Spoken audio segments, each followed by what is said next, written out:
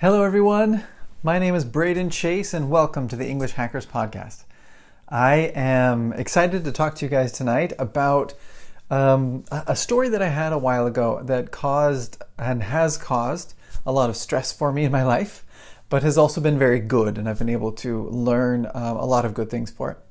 So many years ago, some of you know this, many years ago I learned Brazilian Portuguese. I lived in Brazil for about 5 years. And I learned Portuguese. I was teaching Portuguese. I was learning Portuguese. I was speaking Portuguese. I was reading Portuguese. A lot of Portuguese going on. And I came back to the United States and I went and I took a test on Portuguese. And I said, okay, how well do I speak Portuguese? So I go through this speaking test. I'm on the phone. I'm talking to this lady in Portuguese. I'm like, oh, well, I do this and I do this. She asked me all these questions. Where are you from? What do you like to do? And she's asking me stories about, how long did you live in Brazil? What did you do there? Tell me about your favorite day. And it's just kind of this fun, nice, easy conversation. And then it switched. And we had this kind of fun, friendly attitude. And then she stopped and her voice changed. And she went, so, I'm sure you are aware that there is a social issue surrounding care of the elderly. I would like you to discuss some of the main implications of choosing to support the elderly or choosing not to support the elderly. And as a Portuguese speaker, right, first of all, what bothered me the most was that shift. We'd been saying things that were fun and kind and kind of playful for a while, and then she made this shift. And it seemed like I had offended her in some way. So I'm sitting here going, oh no, I did something. Now she's mad at me, right? So like I'm emotionally stressed about this. Hey Beth, how you doing? And anyway, I'm stressed about this thing. I'm like, what? What did I just do? I have offended this lady who's trying to evaluate my Portuguese and tell me if I can speak well or not. And now she's mad at me. She's going to give me a bad grade. And it was really stressful. So I'm sitting there and talking, and I'm processing this in my head and trying to answer her question at the same time. And I'm like, okay, what? So she said this, but she's mad at me now. So I need to give a really good answer about how do I deal with the elderly. But why is she mad at me? And my brain's just going crazy. And I gave a terrible answer. And then she asked me a couple easier questions. And then she jumped up and gave me another really hard question about international politics and relationships with Israel. And I'm like, why is she asking me all of these mean questions? Like I was really frustrated with it. And I'm trying to answer them. I'm like, why? Why can't we just have a nice conversation here?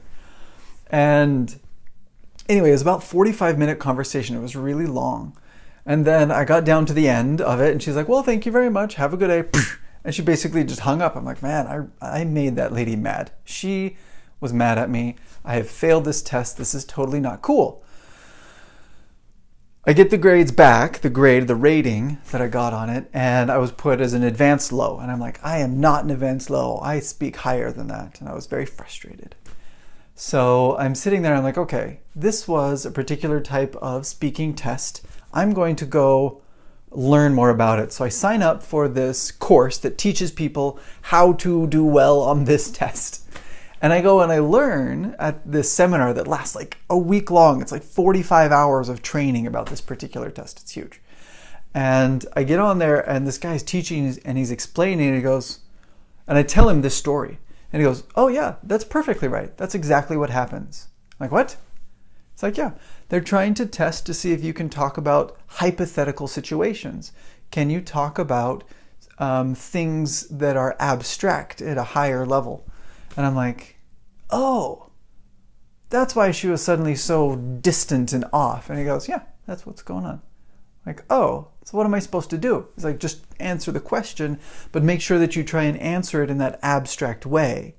I'm like, oh, because what I was trying to do was, oh, I just offended her in some way. Let's try and pull it down and be nice and simple and kind in how we're discussing things.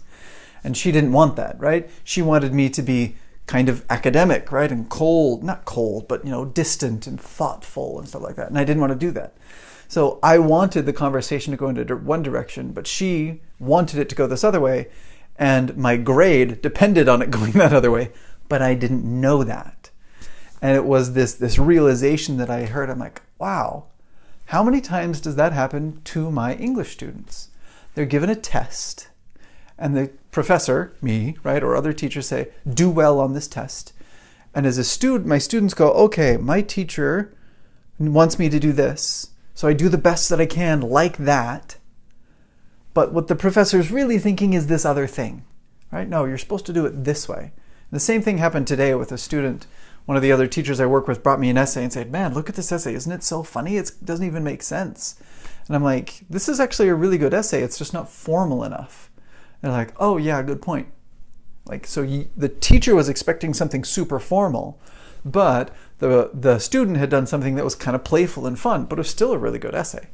And it's just kind of an interesting disconnect that happens between the student and between the teacher.